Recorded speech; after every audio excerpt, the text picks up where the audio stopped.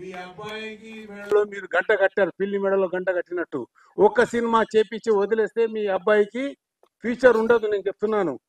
ఎంత కష్టమైన 3-4 సినిమాలు మీరు చేసి మీ అబ్బాయిలో టాలెంట్ ఉందని జనానికి రుద్దాలి. 11వ సినిమా శివ, అప్పుడు కానీ నాగార్జున గారు గొప్ప నటుడు అని తెలియలేదు. బాలకృష్ణ గారు మొదటి నుంచి చిన్నప్పటి నుంచి చేశారు. ఆయన గొప్ప నటుడని మంగమ్మ గారి మన్మడు 85లో నిరూపించింది. వెంకటేష్ బాబు కొన్ని సినిమాలు చేసిన తర్వాత తనకంటూ ఇండివిజువల్ సినిమాని తులసి సినిమాతో ఇండివిజువల్ మొనగాడని నిరూపించుకున్నాడు. ఆయన కమర్షియల్ గా ఒక మంచి దాంట్లో హీరోగా. ఇలా చెప్పుకుంటూ పోతే చాలా మంది ఉన్నారు. 10 సినిమాలు గొప్ప గొప్ప హిట్లు, ఇండస్ట్రీకి 200 రోజులు సంవత్సరం ఆడిన హీరోలు కూడా వెనకాల బ్యాక్ పుష్ లేకపోతే ఇంట్లో కూర్చొని పల్లీలు తింటున్నారండి.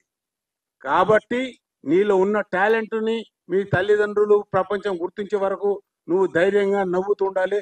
నీలో ఉన్న లోపాలను ఎవరు చెప్పరు, నేను చెప్తున్నాను.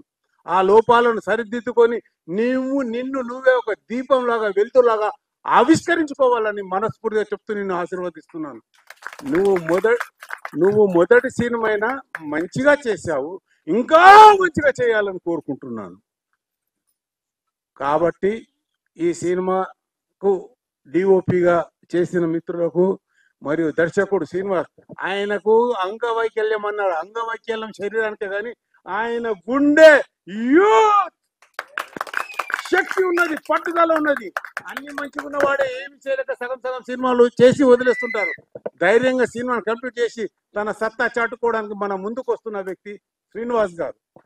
అలాగే నిర్మాత ఆకుల మంజుల గారికి, నిర్మాత ఆకుల భాస్కర్ గారికి, ఇద్దరికి భార్యలో సగ భాగం అర్ధనారీశ్వరులు అండి ఇద్దరు. కాబట్టి పార్వతీ పరమేశ్వరుల జంట ఇది. ఈ జంటను మనం అంతా ఆశీర్వదించాలని కోరుకుంటూ, అలాగే ఈ రోజు ఇక్కడికి వచ్చిన మా సభ్యులు చాలా మంది వచ్చారు ఇప్పుడు స్టేజ్ మీదకి. అది మన సతీష్, మన పాండు గౌడ్,